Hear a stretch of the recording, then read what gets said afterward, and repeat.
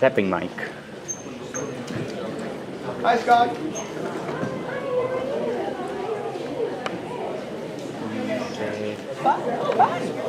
Yeah, that's good right there. So, greetings and welcome, everyone. This is 6 Degrees of Pinkie.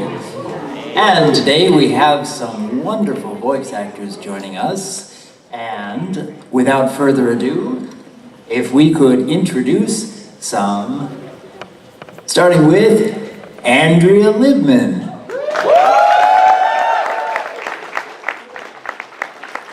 Welcome. Oh, right here. Right here? We got right in the chair. Okay. And next up we have Ingrid Nilson.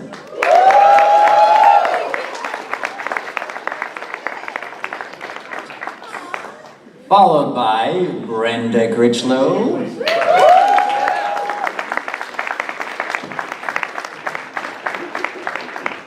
And finally we have Richard Newman.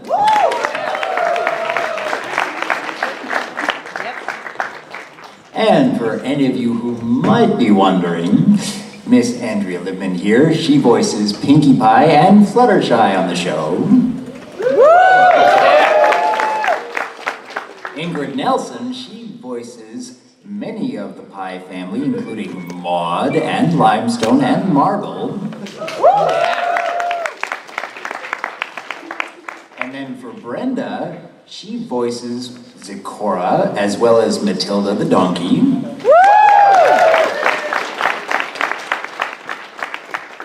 And then finally Richard, he voices Cranky Doodle Donkey. Don't call me Goodle. There, you got it. And today we're actually going to be focusing on the topic of family relations within MLP in the show, and how they've developed over the seasons and how they've affected in real life.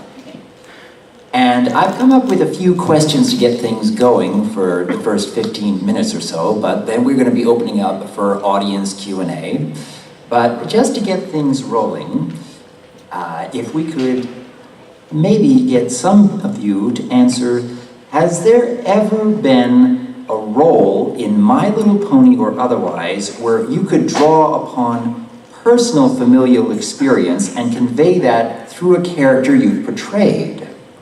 Oh, I don't know about a character that I portrayed, but that really makes me think of Fluttershy's brother, who is actually my brother. Man, bun included. Same person. So when that character came up and I read that script, I was just going, oh, this reminds me of Dan.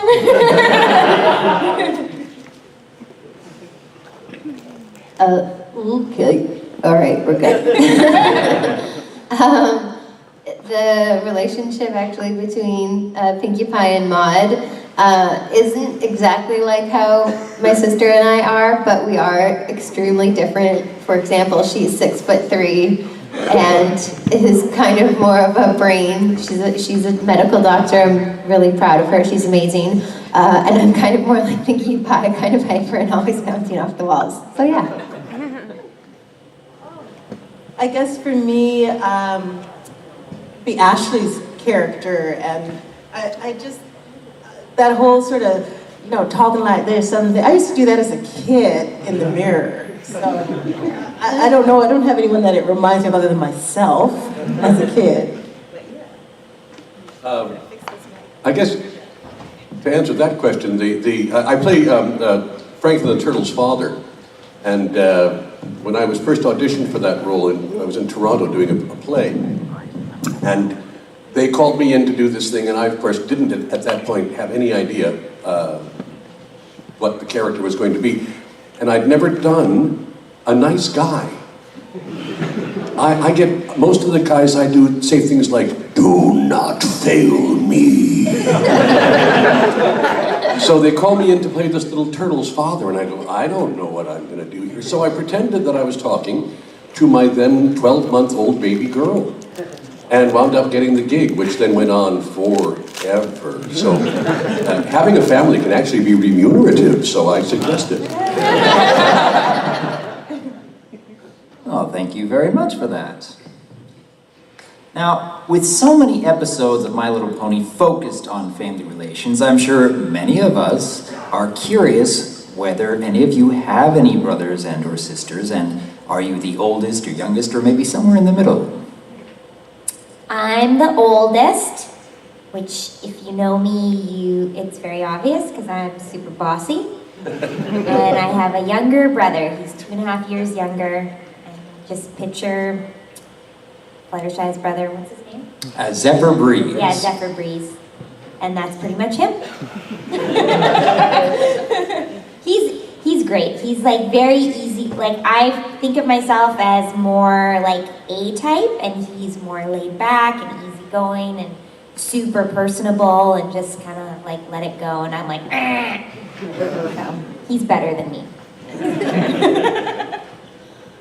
Yeah, so like I mentioned, I have the one sister who is taller, 6'3", but I will always be older. I am 3 years older than her, so there. Yeah, and in terms of, like personality types, I already talked about that. Moving on. I am the baby. I have an older sister, just the two of us. She is a year and 4 months older, and when we were growing up, we looked like twins for a short while where people couldn't tell us apart, and I was kind of known as Pat Bren, or if I went by Bren Pat, depending who was calling our names. And then I stretched out just a little bit, and my sister stayed like my mom, a little more petite. I didn't get that much taller, just maybe about a head taller.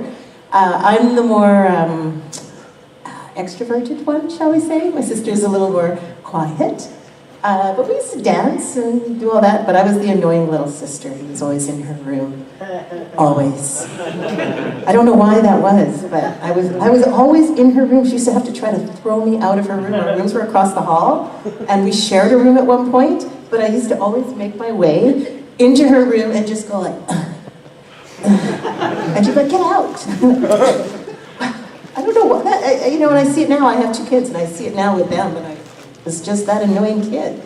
I'm better now. I shared a bedroom when I was growing up with a younger and an older brother. So I envy you your own room. That must have been fun. My sister had her own room. I never understood that. But yes, I had an older brother. I still have a younger brother and sister. And there's 10 years between the oldest and the youngest. So very, very different. All of them still living somewhere around the States. But we're pretty friendly. We talk every week. Oh, that's nice. We have a family Sunday Skype. Which it's like, when I was growing up, especially when I first left home to kind of pursue this crazy thing that we do, it was like my folks were constantly bugging, write a letter, because in those days people wrote letters. And I would say to them, so when you get a letter from me, you know that I was alive 2 weeks ago. So I really enjoyed this Star Trek thing where I can actually call my daughter who lives in New York and look at her when I talk to her. It's like technology is marvelous. Indeed. All right. Well, this question is more for Andrea. We've heard you talk about Fluttershy and her brother, but how do you think Pinkie felt growing up the odd one out of all of her sisters?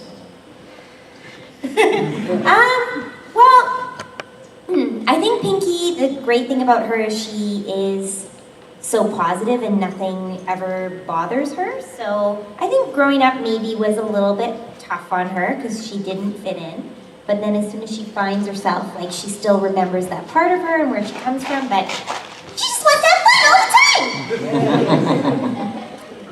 And as a bit of a follow-up, how do you think the Pie family reacted to Pinkie moving so far away from the farm? Yeah, I don't know, probably not good. What do you think, Maud? We missed you very much. That's why I moved to Ponyville adjacent. Gotta do what you gotta do! Follow your dreams! Cupcakes. All right. Well, a long while back, we as a community went through about 9 months of turmoil in the fandom over the announcement of Alicorn Twilight Sparkle and the eventual reveal of what the staff had in mind for her character. But my question is, what's the greatest investment that you've ever witnessed a fandom place on a character? And this isn't just for My Little Pony, but any of the shows that you've taken part in over the decades. What do you mean? Well, let's see. The greatest amount of passion that you've seen a fandom place on a character that you've been a part of, or that in a show that you've been a part of. Well, I think what's pretty magical about this fandom is that there is a huge amount of investment in all of the characters, and we see that when we come to these conventions and we interact with you. And there's just some really special moments that I've had, and I'm sure we all have, where you meet someone and they tell you how much Pinkie Pie means to them. I've had so many people tell me how much Pinkie Pie makes them smile, and they've been feeling really down. Pinkie Pie lifts their spirits and is someone that's really, really special to them. So that's amazing. I love hearing that. It makes, it's the best feeling in the world to know that your work has impacted somebody's life for the better. And a lot of people relate to Fluttershy as well. They've never seen a character on TV that's shy before. It really doesn't happen because, everyone's kind of out there and extroverted. So to see that introverted, and I think especially in the animated world, to have a voice that's so soft. I mean, when I started that voice, we had to, work on it with technically just to make the microphone be able to pick it up. We have, yeah, it's true, all these different kind of things that we did. So I think it's, it's the most rewarding and fulfilling aspect of what we do is to be able to meet you guys and learn about what it means to you. So thank you for that. I think one of the greatest pleasures has been when we've attended the auctions and we've done some fundraising. And to see a signed portrait, to see a giveaway of some kind, and for it to go to a great cause and to be a part of that there are no words. It's such an honor to know that as a community, everyone has come together to raise funds and to spotlight a particular charity. And we know that it's going directly to this charity, and we've all been there to support it, as has this incredible community. So I think that in itself is one of the most rewarding things, as well as what Andrea was saying, what our characters have brought to you, and then what you've brought back to us. We go into the studio and we record words that are written by our incredible writers and directed by our fabulous directors. But to have a listening audience and to know that the words we are saying are having an impact on somebody's life is humbling. And when you come up to us and you tell us your personal stories, I know sometimes we only get a few minutes with each person, it's awe-inspiring. Awe-inspiring. And for my characters, of course, she's different. We don't know a lot about her. There's a lot of mystery there. And we don't know about her family. We just know that she's had to stand tall and, well, impart her wisdom with some confidence and allow people to not judge, but get to know her. And there's some good there. So all of that, I think, in one big fell swoop is what's impactful and rewarding. Most of the conventions that I've been to prior to this have been Transformers conventions. And my younger brother was part of the 1950s polio. He got polio when he was 3 years old. So he's lived in a wheelchair for the past 6 decades, and he dreams that he runs. But he hasn't run since he was 3 years old. When I went to my first Transformers convention and saw the number of people who showed up in wheelchairs with physical challenges, and I realized that not only were we doing this cartoon show, but we were actually giving people a dream. And I get choked up when I talk about it because it still affects me because of my personal situation with my brother. So there are ways in which we do this thing because we love to do it. And we want to do the best work we can. And I think it takes us by surprise when we realize how impactful the work has been. Thank you very much for that.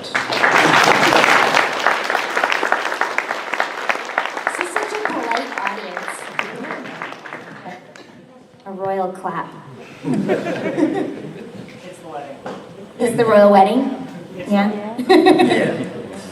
Well, going back to questions about family relations, now you may not be too familiar with episodes that came out so long ago that you voiced for, but this is for the donkey couple. The episode... Oh, all right. Yeah. Okay. What do you want? Tell me, dear. I just got to give you some sugar, honey. Oh. Brenda and I have known each other for what, 30 years now? We did a production of Threepenny Opera back in 1985, which is I think when we met. Yes, So- don't say the date. Oh my God. I'm gonna feel like an antiquated just piece so of petrified uncool. wood. Lord have mercy on my soul. They're going to stop inviting me to these things. I'm just so uncool. We met I was still in theater school, and some of us get to apprentice, and two of us were picked to go to the Fire Hall Art Center and to apprentice there for a run and rehearsal of Threepenny Opera. So I got to meet this fabulous man, and he took me under his wing. In fact, we have a picture somewhere. We'll see if we can post it That's somehow. right, yes, I found A it big today. throwback pictures. Not throwback Yeah, we Thursday, wanna but we'll see post that. it. Yeah. Back when my hair was dark and there was some of it. Yes. I did have a full beard then, yes, that's right. I learned lots from you. I remember I was a little nervous. Oh my gosh, really? Well, you're among professionals. I didn't feel like I was a professional yet. I guess. It's interesting because, of course, we're constantly working with people of different ages, right? You're working with older people, younger people, kids, and everybody's a pro. You know, you show up at the first day of rehearsal and everybody basically is in the room and we're all one person. So I never really think about how much experience somebody's had or if I've had more than somebody else. It's just we're all part of this family trying to create this thing. Yeah, well, we didn't know what to expect. We were brand new, and that was Michael and I. We were like, Right, Michael Gall. ooh. But everyone mentored us, and then we found our footing and confidence with you and Babs, and it was a fabulous run. We had a great time. Great experience. Just like you. That's how you and I met. You know what? I think we commandeered your... Oh, that's you had a entirely topic, okay. We kind of went off on a tangent here. My purpose in being here is just to get you guys to go to an interesting discussion, and hey, if I do that unintentionally. Well, that's how Richard and I met, and then Andrea and I met when we were doing a cartoon called Madeline. Oh, yes. And I had to sing I was guesting on the show, and I had to sing this title song. Somebody there who's really quick with technology can find it, I'm sure.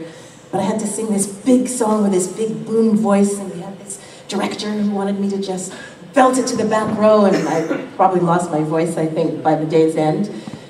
But on one of the mornings, and it was early, it's about 8:39, we now have to add the harmony to the show, and in walks, 1, 2, 3, 4, 5 of you, thereabouts? Yeah. These little girls came in with these little voices, and I was going, oh, aren't they cute? And then they belted out the harmony, 5-point harmony, people. Okay, layered it, everything. My kudos, at that point, I had the jaw drop of like, girlfriend can sing, she can You know tear what? I was it up. thinking about that actually this week because I had a 9 o'clock singing session this week, which is really no singer's favorite. And I remember, but we always used to do that for Madeline. I remember the composer saying when I was a little girl, you should be able to sing at any time of the day. Like, you know, he was like, no excuse, we're starting at 9 and you should be able to do it. And it wasn't until I was an adult that I remember other people saying, oh yeah, an early singing session. I'm like, oh, that is tough. Is it? It's allowed to be tough? It's tough, it's ridiculous, but really and truly, listen to yourselves. Who sounds like fabulous at 8, 9 in the morning? It takes me a while. We have to do our homework and warm our voices up. Because honestly, I sound I sound like Zecora. I wake up and I got the glottal stop. I'm like, hey, morning, hi, but you have to, top of your voice and be able to belt and talk like this first thing in the morning, and you're not quite awake yet. It's tough. But you have to be. You have to put the P in professionalism and be ready to go, because when they say and, you gotta just give her. And 5-point harmony, 8-year-olds.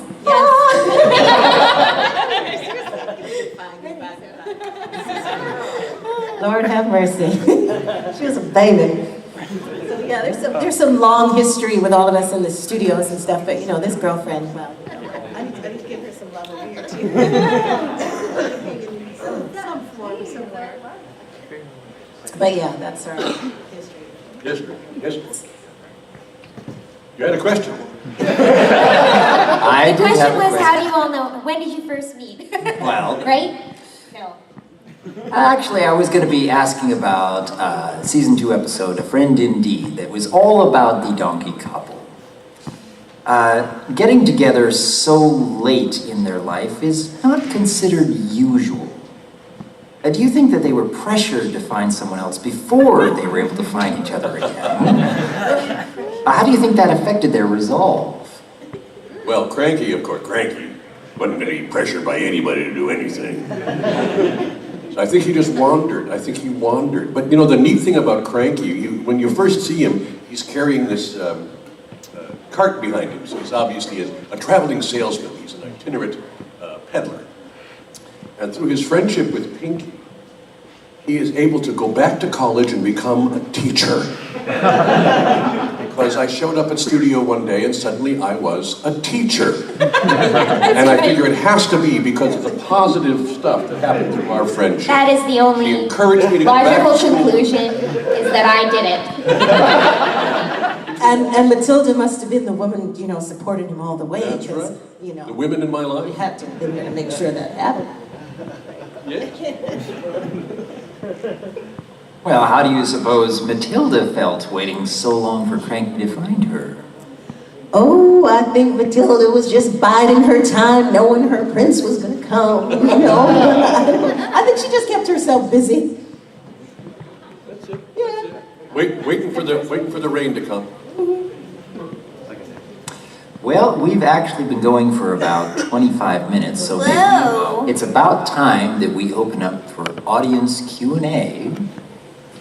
And I think there is a microphone set up in front for that specific purpose, isn't that right? Yeah, that's okay. for this purpose. So I think we need to set up a line of people who wanted to ask questions, and we can start from there. Also, a friend of mine, you gotta have children first for this. When you're in theater school, you have to show up when our artistic director says, okay, I need a volunteer. So as soon as you said Mike, everyone just like, that's good. When I teach my acting classes, I always say, okay, I need someone to come up, and I expect someone to just jump up military style. Nice to see that the lineup's already formed. That just shows you're ready. Ready to go. Any children wanting to ask questions that are currently in line? Start with maybe the younger kids first. Anyone in here? No? No? All right then.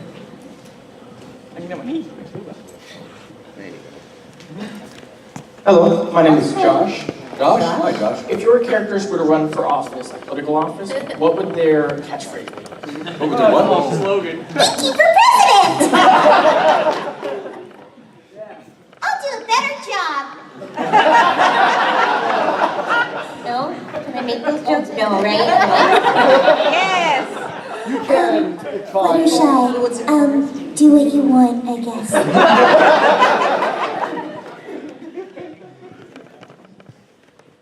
Maybe Maud. I give my support to Pinkie for president. She rocks. Aw, thanks, Maud. Cupcakes for every pony. Take a second look. That's good. Strong. Second look. You mind your business, I'll mind mine.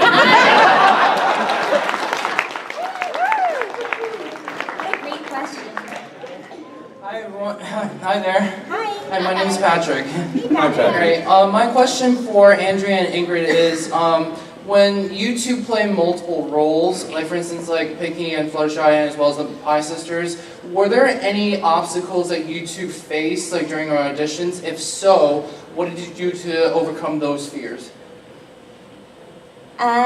So for me, it was a really big deal actually. I'd played incidental roles, so like characters that would have a guest on an episode with 1 or 2 lines, but I'd never had 2 main characters before. So when I auditioned for the roles, I didn't plan it that way. I just kind of did what I thought Pinkie Pie would be and what I thought Fluttershy would be, and they were probably both pretty close to my natural voice.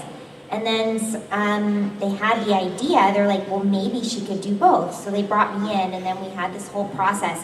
And it wasn't scary or anything at all. It was really collaborative. It's like, can we make this work? Try this. Like, what if Pinkie Pie was even higher pitched, right? Everyone loves her.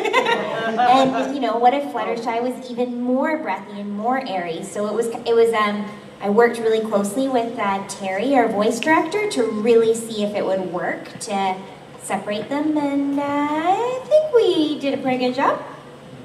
Yeah.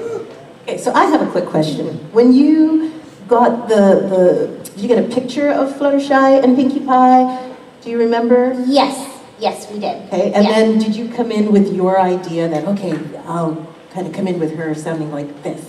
Well, it was really easy because there was about half a page paragraph for each of those main 6 characters that Lauren Faust had created, and they were incredibly descriptive. So it was Pinkie Pie is high-pitched, fast-paced, loves parties, fun, just like all those things. And then same with Fluttershy, really soft voice, really shy. So there was so much to go on. Like I really felt like I knew what she wanted. Like so, and it just clicked for me. Yeah, great descriptions. I think a lot of what we are, at least in my experience these days, I feel like a lot of times when I'm auditioning, I'm just throwing out like a wild guess. Do you guys feel that way? Oh, yeah. It's just like, you know, here's a 6-year-old girl, whatever, she's a girl. Maybe some weird voice reference that doesn't make any sense, like someone from Brooklyn Nine-Nine. You're like, they're older than 6. And you just hope you made a strong enough choice that they'll consider you. Yeah. And then when you go into the studio, I guess what my question was is, you had to be collaborative. Yes. Yeah, so your idea originally, you come in like this, and then sometimes it gets molded like that. Yeah. Personally, that's my favorite thing. I love working with someone else, and I like following direction. Yeah. I don't like guessing. Great, thank you. Sorry, Kate, you answer next. Hi, I have a question for Andrea. Oh, okay. So I know that Shannon Chan Kent does the singing voice for Pinkie Pie, but has there ever been any instances where you did the singing voice for Pinkie Pie, and why haven't you done the singing voice for Pinkie Pie? Yeah, so sometimes it's me, most of the time it's her. She's a phenomenal singer and she just does an amazing job. And then the odd time, like if she's not available or for whatever reasons that be, we just kind of do what production tells us. So sometimes I'll do it, like if it's something very character-y, then they'll get me to do it, is what I've heard. But mostly it's her. Thank you. You're welcome. My name is Alex. This is for Andrea and Ingrid. I was wondering, how did the Pie sisters develop their own personalities growing up? Well, I think it's just, how did the Pie sisters develop? Yeah, I think it's just like in any family, sometimes you wonder how 2 people could come from the same family. We were kind of talking about that earlier with our own families. Me and my brother are very different too. Like I said, he's a lot nicer.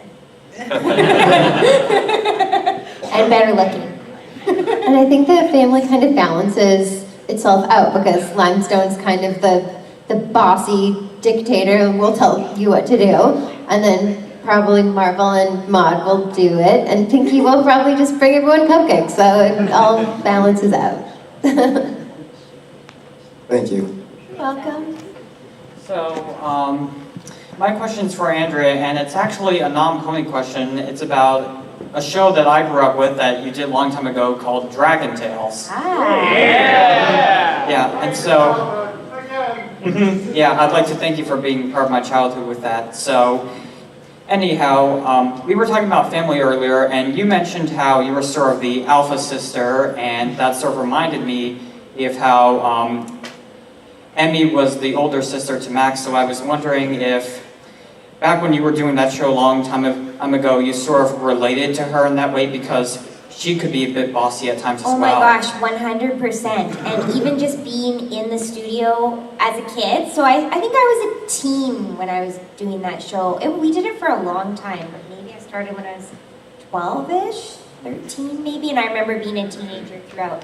And then Danny McKinnon played my younger brother, and he was just like an adorable little blonde, and he was just like reminded me exactly of my brother, and we just stood next to each other, and I would always help him because he was really young when we started, and I'd turn his pages for him, and then when he had to laugh, I would tickle him in the studio. So we had such a great time together, and I definitely also bossed him around in real life. Couldn't help myself. All right, then, thank you. You're welcome. Hello everyone, I'm John. Hi John. And similar to what Dr. Wolf was saying, but kind of in reverse, he asked if there was any time that your personal life influenced your work on the show. I have a question of, I'm not certain how much you keep track with the show, how many episodes you watch, but was there ever an episode or even just some lines that you were recording that hit you in some way, reminded you of some personal experience that spoke to you in a certain manner? I had a birthday. Oh yeah, is that a question for everyone? It's for everyone. Okay, thanks. Recently, I celebrated my birthday, and my friend loves My Little Pony, but hadn't watched the episode. But he gave me a geode. Amazing. Yeah, and these like sticks, sticks that you burn. Anyway, it was really one of those like synchronistic things. And then we recently broke open a geode and had this like little ceremony, and it was really sweet. So I guess in that sense, the show influenced my life inadvertently. But I like that metaphor of the geode. You know, that there's often players or like the internal characteristics of a person that are really beautiful. Odors are like onions. Hey. I was 49 when my daughter was born, and had very little experience with kids. And then I got Franklin, and I really believe that Mr. Turtle made me a better dad. So there you go. Very patient fella. The idea of, the turtle parents, who basically let the kid go off and do what he does, don't hurt himself. But, experiment, figure it out, solve your problem. Oh, that didn't work? Okay, what else do you think you might try? The sense of independence he gave and the support. So, like I say, I think playing Mr. Turtle made me a better dad.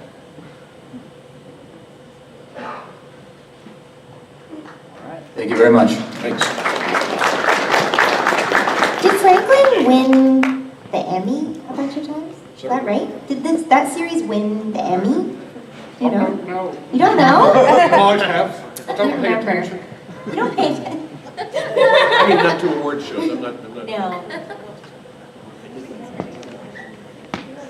Hey everyone, I'm Cooper, full name. This goes out to all of you. You guys are all voice actors. You've done work across several shows, and it's got to be a fun job, I'm sure.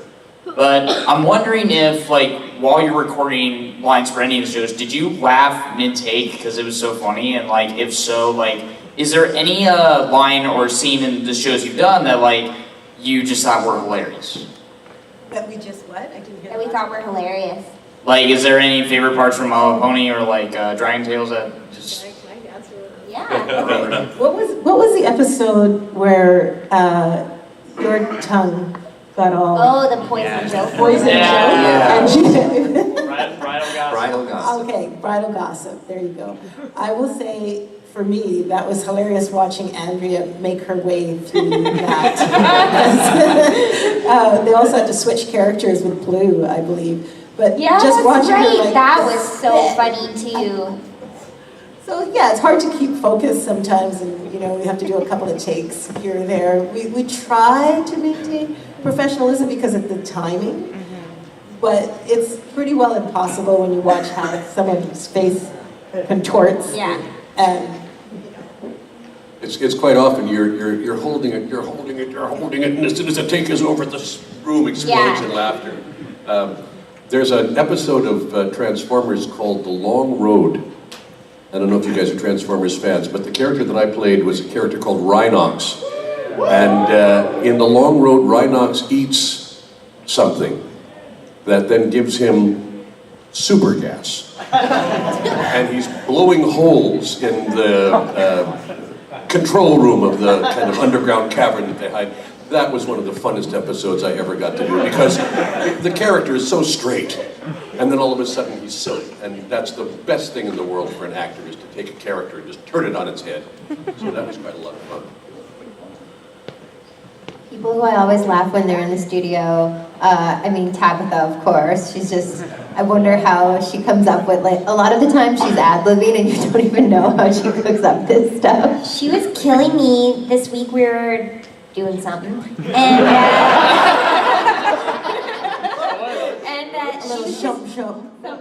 and she was reading in a character. Someone wasn't there, and she was just doing this hysterical voice. It was like an old British lady, but very pompous. And she was just sitting on the floor behind me, so I was doing my lines, and then she was reading it. So just really fast, off the cuff, not even on mic, and it was just killing me. She was so funny, and I had to perform. I had to go on, and every once in a while I'd go to do my line, I go, and then I would do it and that kind of thing. And then by the end of the day, she just took it to the next level, because she knew she was getting to me. And then she just took it to the next level, and then I was done.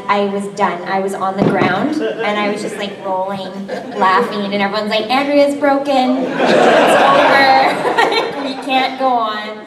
So, yes. All right, thank you. My name is Isaac. Thank you all for being here. This is for the table.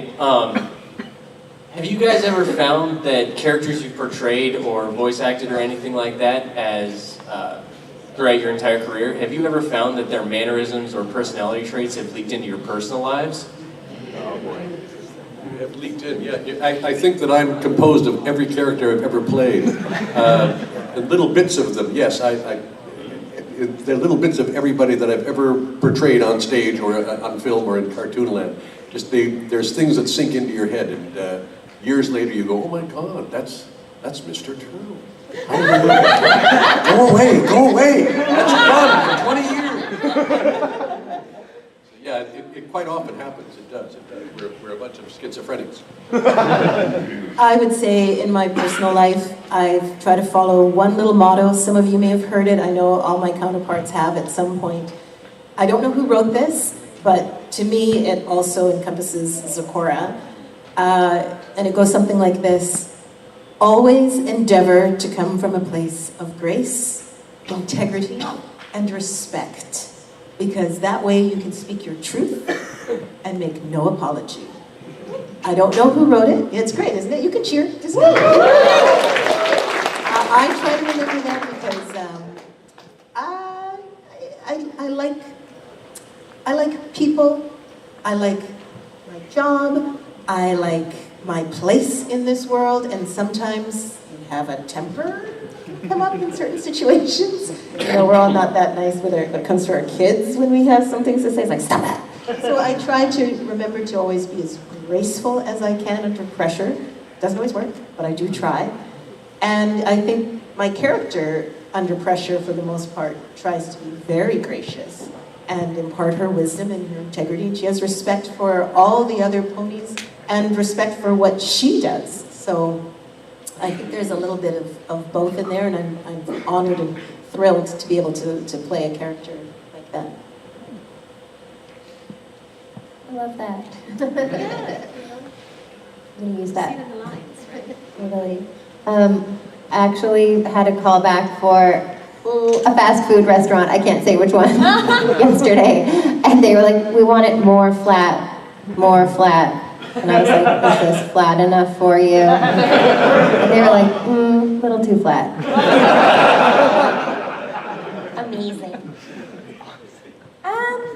Yeah, I think A lot of times we think of voice acting as kind of just silly voices, but I think it's more than that. It really is acting. And to me, acting is finding some part of yourself and putting that into the character. I think that's what tells the best story, even if it is through your voice, and then it's going to be brought to life through animation. So I think all of our characters, like Richard said, are parts of us.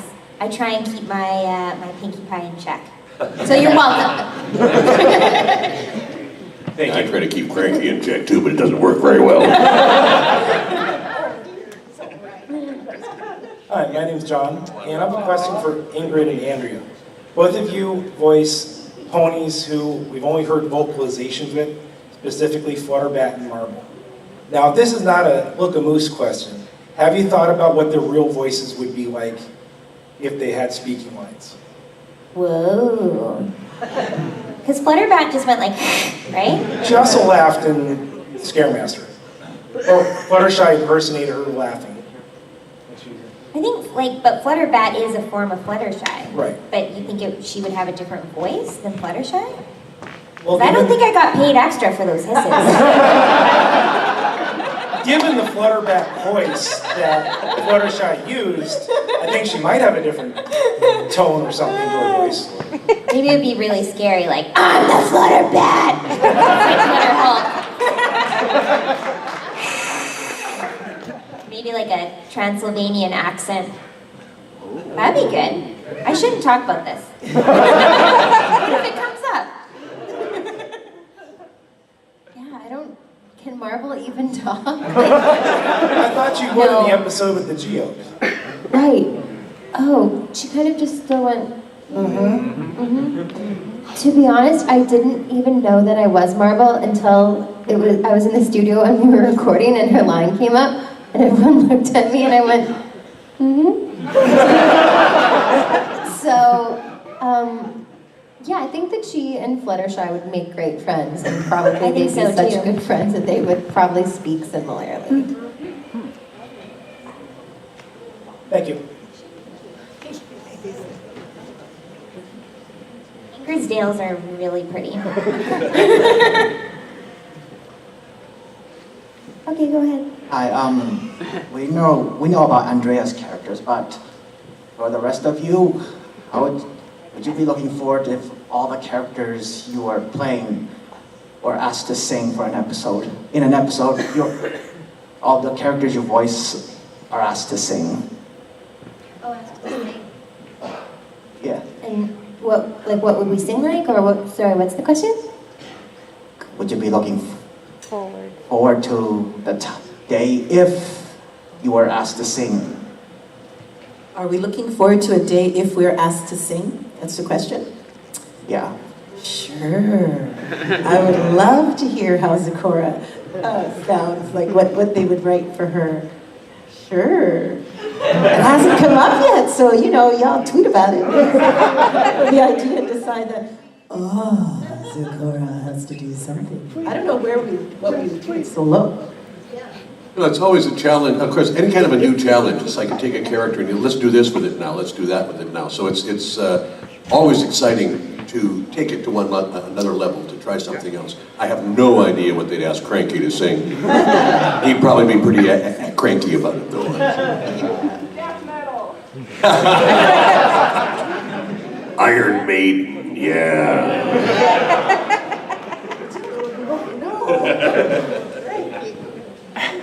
Didn't Maud sing in the Hearth Swarming episode? At the end? The very end? Yeah. It was all about rocks. Didn't she? Yeah. Wasn't she? How did you do that? It was just not really very on key. Should have been one note. Wasn't it like jingle bells, jingle bells? Is that what I sang? Anyway. I don't know. I think Maud's more into poetry. Yeah. Thank you. Hello, my name is Zadok. So here's a fun question for all of you. If you were to spend like a day or a week with the characters you voiced from the show, what would you do? With them? Mm-hmm. Oh. if you were gonna spend a week with your character, what would you do? Bring him to a convention. I mean, what the hell?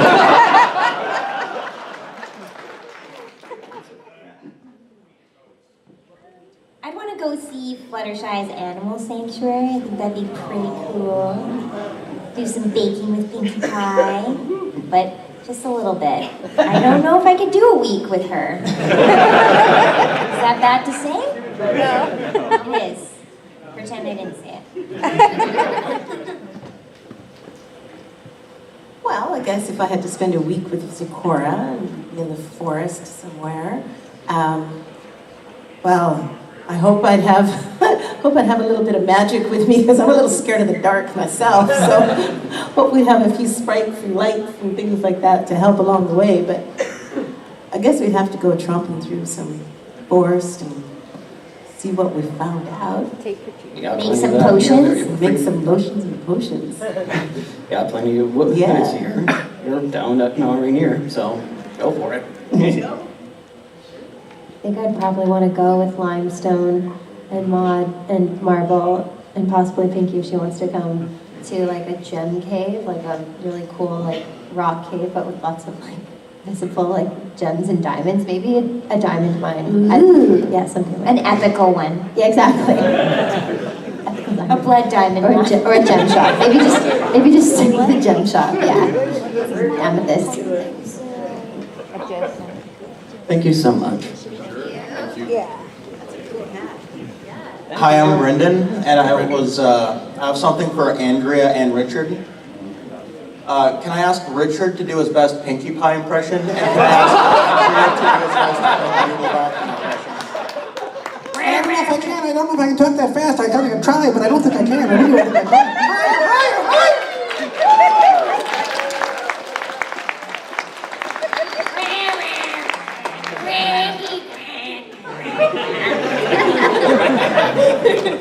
Thank you. I don't think we'll be trading parts anytime soon. No?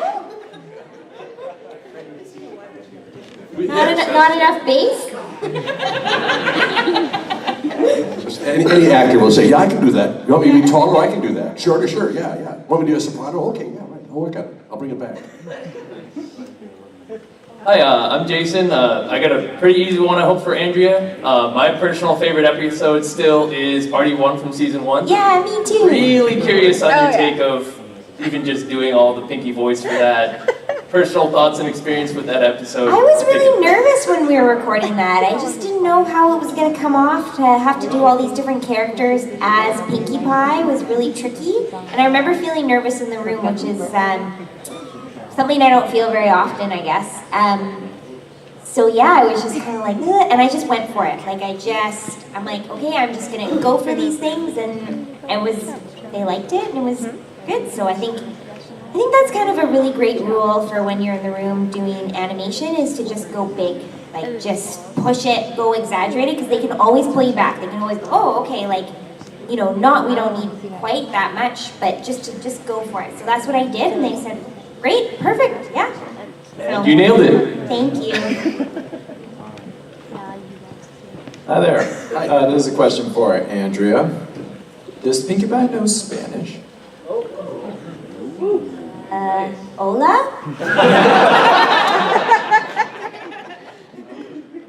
Thank you. Queso? This one is for Andrea Libman, who, this one basically goes out for a friend of mine who unfortunately can't make it to Everfree. I talked to them on Skype for a question, and specifically he wants to ask you, and it must be channeling the inner Pinkie, but if she could have apprentices at Sugar Cube Corner, the place where Pinkie works, would she? If she could have apprentices? Yeah. Sure, the more help the better. Thank you very much. You're welcome. Hello. Hi. So, my question is for all of you. Has there been another character that you've seen, like say on TV, or like say you're in the recording booth and you're hearing someone else's performance and you just think to yourself, man, I could play that character. Why haven't I been casted as them?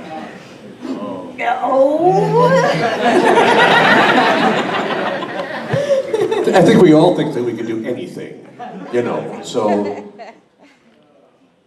Yeah, what's wonderful is to be in studio and to watch what other people are capable of, because you're always going to be surprised by somebody and what they choose to do, how they choose to read a line. So more than thinking, oh, I could do that or I could do that better, it's more like, holy mackerel, look at the people I'm surrounded with and get to work with. It's really quite a treat.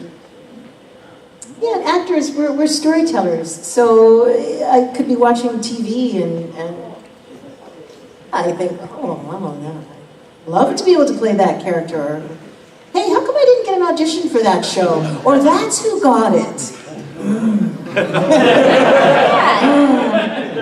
Of course, yeah. Yeah. But it also winds up being a lot, because casting quite often, especially when we're talking about film and television, if they've already got a 5'8" balding old guy, I ain't gonna get the other role.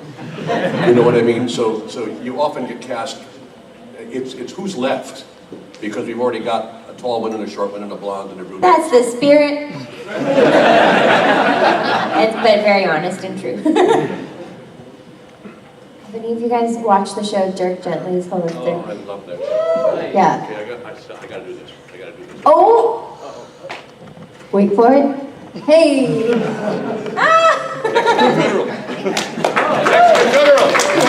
Awesome. I had an audition for the holistic assassin on that show. Yeah, who just kills everyone and just says that it's because she's holistic and intuitive and just can kill anyone, and it's right. So I kind of wish I got that wrong. But the person who plays it is great. Fiona Dourif, yes, marvelous. Thank you.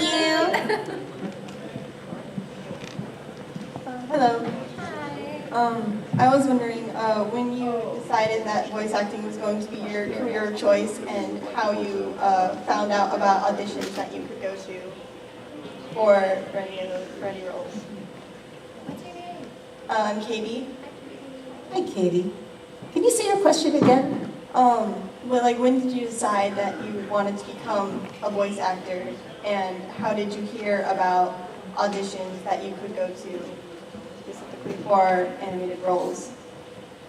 Start? Okay, my path is a little bit different because I started as a kid, which is a little bit unusual.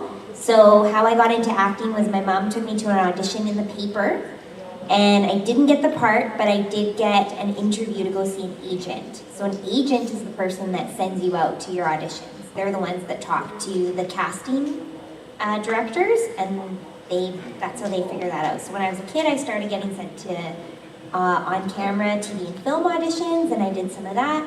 And then he sent me to some voiceover auditions, and then I started doing Madeline and Dragon Tales and radio commercials and all those kinds of things.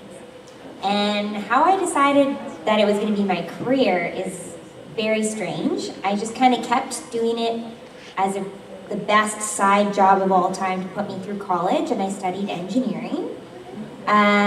And was just doing kind of, a show here and there, and I wasn't super busy, but big breaks. And then right after I graduated, I booked a role on Strawberry Shortcake with Ingrid, and then shortly after that on My Little Pony, and I just decided to ride it out and see how long I could keep going.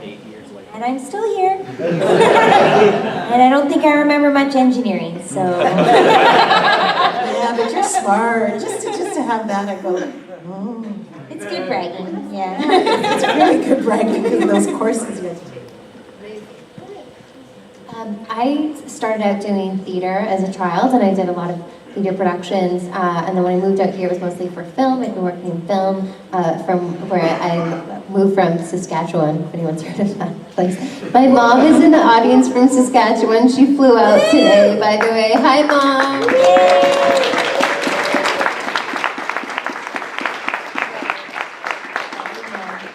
So she, drove me to a lot of acting lessons as a kid, and then I moved out here to do film, and then I got disillusioned with film because they always have a blonde girl, So I was drawn to voiceover because I just felt that it was something that I could do, and I joke that I kind of had to bite my agent's ankle, like, "Ooh, let me do this, like, I think I can do it." And so when she finally sent me out for my first audition, it was Strawberry Shortcake, and it went for 4 seasons, so that was a lucky break, I guess. I started acting in high school and then moved into theater school, and then film and TV was starting in BC, so that kind of pushed me into film and television. And under the umbrella of film and television, you also have commercial auditioning, and then you had voice auditioning, and there's also theater. So I was kind of doing a mix of everything, and I also started to teach as well and coach. And I guess when I didn't know what I was going to do differently from a live theater audition when it came to first auditioning for voice, other than it's what we do, except you're given a piece of paper with a picture of a character on it, and then you have to figure out how the voice is going to sound. So first couple times you kind of don't really know what you're doing, and as Andrea said, it's best to just make a choice and go big, because if you come in and you give them nothing, it's harder for them to pull something out of you if you haven't made any kind of a choice. So I kind of learned, you know, a few auditions that, oh, okay, that wasn't very good. And then, oh, I landed one and I'm narrating something, or oh, I landed a commercial for Ford or something, or whatever the campaign may be. When Zipporah came along, it was quite the audition process, because originally they wanted her to be Cajun, kind of French sounding, and I auditioned with girls that spoke fluent French, and I came in not knowing how to do a Cajun accent of any kind. I rehearsed and went, I can't do that. I'm just going to come in and give them what my background is. I'm half Jamaican, half Trinidadian. I'll give them a mishmash of that, and maybe a little bit of African thrown in somewhere, and we'll see. And it morphed in the audition, and yeah, it was a collaborative affair with Terry. And instead of tightening up, like, am I making the right choice? Am I giving them, I'm not sure. They seemed to like what I was doing. They just kept asking me for more, and I was there for some time. And then gradually the character went from up here to gradually down here to gradually down here to gradually down here. And it got lower and lower and lower, which was completely different from some of the other ponies. And she was a zebra. And yeah, it was a really wonderful auditioning process by the end of it. Like everybody here, you start out, I mean, basically we're actors. So we act on stage, we act on screen, we act with our voices, we act wherever we get the chance. In terms of voice acting, when the voice thing started in Vancouver, I just thought, oh, what a great idea. And I beat my head against that wall for about 3 years. And just about the time that I was thinking, no, this is not for me, I wound up getting a show, and I got 3 roles in the show, and it was 40 episodes that we recorded over 3 months. Which, yeah, truly. And it was like, then I was out of debt for the first time in my acting life. I had a car that I could trust to drive at night. And I thought, hey, this isn't half bad. Thank you. All right, we have just enough time for about 2 more questions. Let you know. Hello. Hello. Thank you very much. I'm just kidding. First of all, shout out to Dr. Wolf. Hey, what's up, Doc? Hello there. Now, you all voice, well, most of you voice ponies, but on the show, they also have a whole bunch of, like, monsters, like, mostly from Greek mythology. There's hydras, chimeras, dragons, obviously. And so my question is, of those kind of monsters, because some of them end up getting speaking roles, which one do you think you'd like to voice if you had your pick? A phoenix. Yes. Flufflepuff.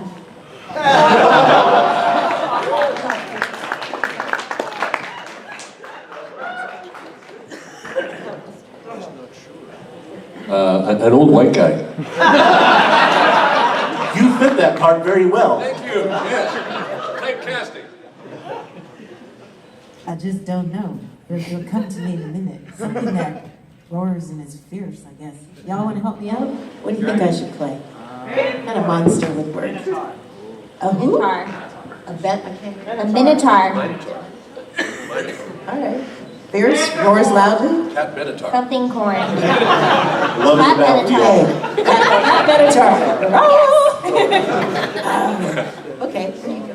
All right. Thanks so much. Thank you very much. I loved you on X-Files, Miss Libman. Oh, thank you. All right, last question. So the show has several different writers, but each character is voiced by just one voice actor. And the writing is episodic, so a lot of times the character development happens in spurts and isn't predictable, and sometimes lines will be thrown in specifically to cause conflict. Several of you have voiced your character for a long time and have built up probably a strong image of what they are. How do you deal with being asked to voice a line that you feel doesn't fit with the character? We change it. And they let us. Yeah, it's just, we've been at it for so long now, and everyone's really supportive, like from production and the directors, and they'll say, you know your character the best. What do you think they're gonna say? What do you think? And we can I'll get to a line and I'll say, no, Pinkie would never say this. But honestly, the writers are so good, it doesn't happen too often. But little tweaks here and there, they're fine with. So we have a little bit of freedom. We just change it. And on that note, little tiny tweaks. My character rhymes. It's not the easiest character to perhaps write for, and sometimes it's not the easiest character to say, so that the sense also comes through and not just the rhyme. And sometimes within that, da-dun, da-dun, da-dun, da-dun, sometimes something isn't quite going da-dun, da-dun, da-dun, or it's going da-dun, da-dun, da-dun too much. So sometimes a word is tweaked. But again, we do have really excellent writers, and it's a tweak, and it's a collaborative affair, just like what Andrea was saying, for sure. Once in a while, you'll see a line that doesn't feel like it fits, and it can be just a stubbornness on the actor's part of not willing to kind of go outside the box you've created for yourself. So sometimes you have to actually go, okay, this is a line that a writer has written for my character. What can I do in terms of understanding who I am to make this line make sense? So it's a balance again. Okay. Thanks for the panel. Thank you. Thanks, everybody. Thanks for all your great questions. That was fun. Can I take a selfie with you? Yes. Yeah.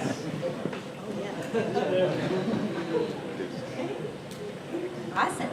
All right. Well, thank you everybody for attending today, and I hope you all have a wonderful weekend here at Evergreen Northwest 2018. Woo!